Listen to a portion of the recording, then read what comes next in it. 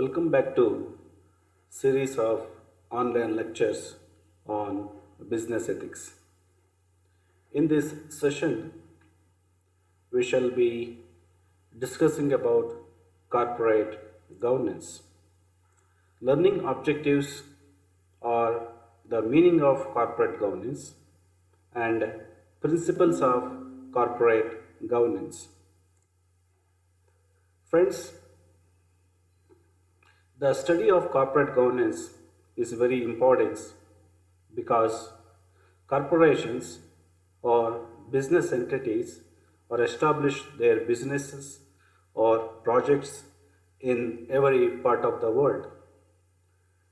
These companies are called multinational companies, and some entities set up their businesses in their home country are called domestic companies. The MNC companies or business organizations contribute considerable share to the GDP growth. They generate millions of jobs for people, which raises their per capita income that leads to increase in their standard of living. We may say the business world is good for humanity. On the other hand, the businesses also have some negative implications. We we have seen rampant corruption in getting permissions and approving projects. We have come across many scandals or nepotism in selection of executives. There is employment of forced labor and exploitation of workforce. We also see the women employees encounter sexual harassment in workplace. So, in this context, we need to study what is corporate governance. Corporate governance means a set of systems, procedures, policies, and practices and standards put in a place by corporate to ensure that the relationship with various stakeholders is maintained in a transparent and honest manner. ಸ್ನೇಹಿತರೆ, ನಾವು ಒಂದು ವ್ಯವಹಾರ ಅಂದರೆ ಈ ವ್ಯವಹಾರ ಏನು ಒಂದು ಬೃಹತ್ ಗಾತ್ರದಲ್ಲಿ ಬೆಳೆದುಕೊಂಡೋಗಿದೆ.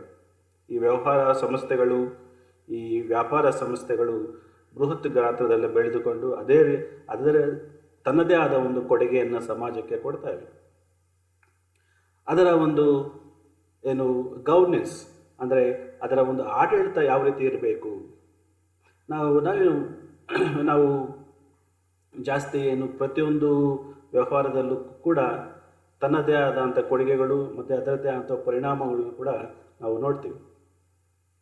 ಇದರ ಹಿನ್ನೆಲೆಯಲ್ಲಿ ನಾವು ಯಾವ ರೀತಿ ಒಂದು ವ್ಯವಹಾರ ಸಂಸ್ಥೆ ಯಾವ ರೀತಿ ಒಂದು ಆಡಳಿತ ನಡೆಸ್ಕೊಂಡು ಹೋಗಬೇಕು, ಏನು ವ್ಯವಹಾರ ಸಂಸ್ಥೆ ಆಡಳಿತ ಎಂದರೇನು, ಈ ಆಡಳಿತ ಅಂತ ಹೇಳಿದಾಗ ಇಲ್ಲಿ ತನ್ನದೇ ಆದಂಥ ಒಂದು ಏನು ನಡವಳಿಕೆ ಇರುತ್ತೆ, ತನ್ನದೇ ಆದಂಥ ಒಂದು ಪದ್ಧತಿಗಳನ್ನು ಇರುತ್ತೆ. ಆ ಪದ್ಧತಿಗಳಿಗೆ ಅನುಸಾರವಾಗಿ ಏನು ವ್ಯವಹಾರವನ್ನು ನಡೆಸ್ಕೊಂಡು ಹೋಗಬೇಕಾಗುತ್ತೆ. ಇಲ್ಲಿ ಒಂದು ಷೇರುದಾರರು ಮತ್ತು ಆಡಳಿತ ಏನು ವಿಭಿನ್ನವಾಗಿರುತ್ತೆ ಮತ್ತು ಒಂದು ಸಪ್ರೇಟ್ ಆಗಿರುತ್ತೆ. The ownership is different from management. Though the shareholders are the real owners of the company, they are not involved in day-to-day operations of the company. They appoint people who are called a board. The board take care the day-to-day administration. The shareholders are not involved in the day-to-day operations. So the board must take care the business on behalf of the shareholders and stakeholders. ಈ ಮಾದರಿಯಲ್ಲಿ ಅವರೇನು ಒಂದು board ಅಂತ ಒಂದಿರುತ್ತೆ, ಇಲ್ಲಿ ಒಂದು ಗುಂಪು ಯಾರು ಷೇರುದಾರರು ಏನು ಆ ಗುಂಪನ್ನು ಅಥವಾ ಒಂದು ಬೋರ್ಡನ್ನು ಅಪಾಯಿಂಟ್ಮೆಂಟ್ ಮಾಡಿರ್ತಾರೆ. ಅವರು ಏನು ಮಾಡಬೇಕು, ಷೇರುದಾರರ ಪರವಾಗಿ ಅವರು ಒಂದು ಯಾವುದೇ ಒಂದು ನಿರ್ಧಾರಗಳನ್ನು ತೆಗೆದುಕೊಳ್ಳುವಾಗ ಷೇರುದಾರರನ್ನು ಗಮನದಲ್ಲಿಟ್ಟುಕೊಂಡು ಒಂದು ಒಂದು ಸಂಸ್ಥೆಯ ನಿರ್ಧಾರಗಳನ್ನು ತೆಗೆದುಕೊಳ್ಳಬೇಕಾಗುತ್ತೆ. ಅದನ್ನು ನಾವು ಏನು ಕರಿತೇವೆ ಅಂದರೆ ಕಾರ್ಪೊರೇಟ್ ಗವರ್ನೆನ್ಸ್ ಅಂತ ಕರಿತೀವಿ. Next is principles of corporate governance. Disclosures and transparency. Disclosure and transparency is very essential in every governance. The relevant and the most important, the material fact should be disclosed to the shareholders or relevant stakeholders. ಯಾವುದೇ ಒಂದು ಏನು ನಿರ್ಧಾರವನ್ನು ಅಥವಾ ಯಾವುದೇ ಒಂದು policy ಚೇಂಜಸ್ಸನ್ನು ಮಾಡಿದಾಗ ಅದು ಎಲ್ಲರಿಗೂ ಗೊತ್ತಾಗಬೇಕು. ಅಂಥ ಪದ್ಧತಿ ಇದ್ದಾಗ ಅದು ಏನು ಒಂದು ನಿಜವಾದ ಒಂದು ಕಾರ್ಪೊರೇಟ್ ಗವರ್ನೆನ್ಸ್ ಆಗಿರುತ್ತೆ ಅನ್ನೋದು. Organisation should clarify and make publicity known the roles and responsibility of the board and management procedures to independently verify and safeguard the integrity of the company's financial reporting. ಇಲ್ಲಿ ನಾವು ಮೊದಲೇ ಹೇಳಿದ ಹಾಗೆ ಅವರ ಏನು ಪಾತ್ರ ಏನು, ಅವರ ಜವಾಬ್ದಾರಿಗಳನ್ನು ಅನ್ನೋದನ್ನು ನಾವು ಏನು ತಿಳಿಸಿರಬೇಕಾಗಿರುತ್ತೆ. ಅಂತಹದ್ದು ಮಾತ್ರ ಏನು ಅದು ನಿಜವಾದ ಒಂದು ವ್ಯವಹಾರ ಸಂಸ್ಥೆ ಆಡಳಿತ ಇರುತ್ತೆ ಅಂತ ಹೇಳ್ಬೋದು. Next principle is integrity and ethical behaviour. The board members are the managing director or CEO who are involved in the administration, they should possess integrity.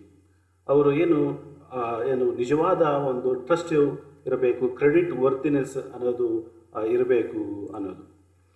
Integrity should fundamental requirement in choosing corporate officers. Board members, organizations should develop a code of conduct for directors and executives that promotes ethical and responsible decision making. ಇಲ್ಲಿ board ಮೆಂಬರ್ಸಲ್ಲಿ ಯಾವುದೋ ಒಂದು integrity ಇಲ್ಲ, ಏನು ಅವರು self interest ಆಗಿ ಕೆಲಸ ಮಾಡ್ತಾರೆ ಅಂತ ಹೇಳಿದಾಗ ಅಲ್ಲಿ ಯಾವುದೋ ಒಂದು ಡಿಸಿಷನ್ಸನ್ನು, ಯಾವುದೇ ಒಂದು ನಿರ್ಧಾರಗಳನ್ನು ತೆಗೆದುಕೊಂಡಾಗ ಅದು ಏನು ದುಷ್ಪರಿಣಾಮ ಬೀಳುತ್ತೆ, ಕಂಪನಿಯ ಒಂದು ಚಟುವಟಿಕೆಗಳ ಮೇಲೆ ಏನು ಅದು ಕೆಟ್ಟ ಪರಿಣಾಮ ಬೀಳುತ್ತೆ ಅನ್ನೋದು. ಇನ್ನೊಂದು ಪ್ರಿನ್ಸಿಪಲ್ಸ್ ಏನು ಅಂತ ಹೇಳಿದಾಗ ಏನು rights and equitable treatment of shareholders. Organisation should respect the rights of the shareholders and help shareholders to exercise those rights. They can help the shareholders exercise their rights openly and effectively, communicating information and by encouraging shareholders to participate in general meeting. ಅವ್ರಿಗೇನು ಷೇರುದಾರರ rights ಏನಿದೆ, ಅವ್ರಿಗೇನು ಯಾವುದೇ ಒಂದು ನಿರ್ಧಾರಗಳನ್ನು ತೆಗೆದುಕೊಳ್ಳುವಾಗ, ಒಂದು ರೆಸೊಲ್ಯೂಷನ್ಸನ್ನು pass ಮಾಡುವಾಗ ಅವರಿಗೆ they have to exercise their rights, they have to agree or disagree about the particular decisions ಅಂತ ಒಂದು ಏನು ಪ್ಲಾಟ್ಫಾರ್ಮನ್ನು ಈ ಬೋರ್ಡ್ ಏನು ಕ್ರಿಯೇಟ್ ಮಾಡಬೇಕಾಗುತ್ತೆ. ಶೇರ್ ಹೋಲ್ಡರ್ಸ್ಗೆ ಅವರ ನಿರ್ಧಾರಗಳನ್ನು ಏನು ಬೋರ್ಡ್ ನಿರ್ಧಾರಗಳನ್ನು ತೆಗೆದುಕೊಂಡಿರುತ್ತೆ ಅದು ಅವರಿಗೆ ಸರಿಯೋ ಇಲ್ವೋ ಅಂತ ಅವರಿಗೆ ಒಂದು ಅವಕಾಶವನ್ನು ಕಲ್ಪಿಸಿಕೊಡಬೇಕಾಗುತ್ತೆ. Interest of other stake holders.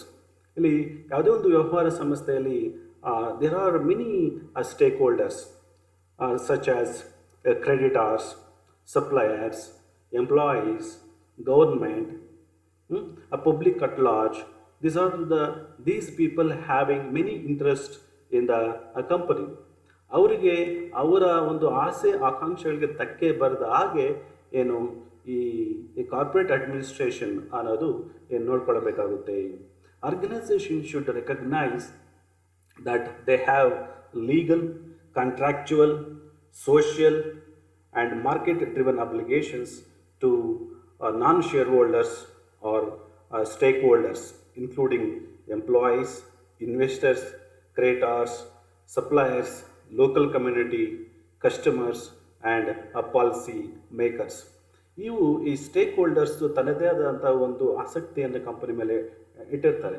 ಏನು ಫಾರ್ ಎಕ್ಸಾಂಪಲ್ ಇವಾಗ creditors, the interest is they need to get the payment on time, and also they have to get the interest on time. The employees, they working for the company, they have to get the salary in time. ಈ ರೀತಿಯಾಗಿ ಯಾವುದೇ ಒಬ್ಬ stake holders ತನ್ನದೇ ಆದಂಥ ಒಂದು ಏನು ಆಸಕ್ತಿಯನ್ನು company ಮೇಲೆ ಇಟ್ಟಿರ್ತಾನೆ. ಅಂಥ ಆಸಕ್ತಿಗಳಿಗೆ ಅನುಗುಣವಾಗಿ ಅಂಥ ಆಸಕ್ತಿಗಳನ್ನು ಏನು ಬ್ರೇಕ್ ಮಾಡ್ತೀರಾ, ಈ ಕಾರ್ಪೊರೇಟ್ ಅಡ್ಮಿನಿಸ್ಟ್ರೇಷನ್ ಅನ್ನೋದು ನೋಡ್ಕೊಳ್ಬೇಕಾಗುತ್ತೆ. ಇವು ಏನು ಪ್ರಿನ್ಸಿಪಲ್ಸ್ ಆಫ್ ಏನು corporate governance. Friends, in this session we talked about what is corporate governance, what are the principles of corporate governance. Thank you, friends.